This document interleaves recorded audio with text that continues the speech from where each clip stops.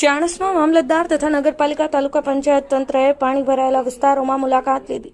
ચાણસ્મા પંથકમાં 2 દિવસથી સતત વરસાદ વરસતા નીચાણવાળા વિસ્તારોમાં પાણી ભરાઈ જતા રહીશોને ભારે હાલાકી ભોગવવી પડી રહી છે.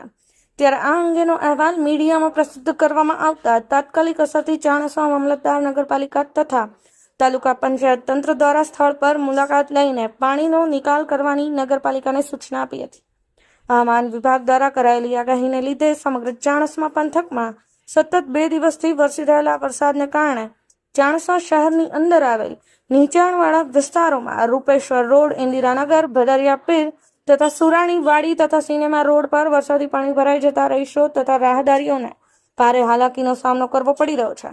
ત્યારે જે અંગેનો અહેવાલ મીડિયામાં પ્રસિદ્ધ કરવામાં આવતા તાત્કાલિક અસરથી ચાણસ્મા મામલતદાર ભગવતીબેન ચાવડાને, નાયબ મામલતદાર મહેશભાઈ લુહારિયા તથા નગરપાલિકા તાલુકા પંચાયત તંત્રને સાથે રાખી સ્થળ પર રૂબરૂ મુલાકાત કરી પાણીના નિકાલ કરવાની નગરપાલિકાને સૂચના આપી હતી.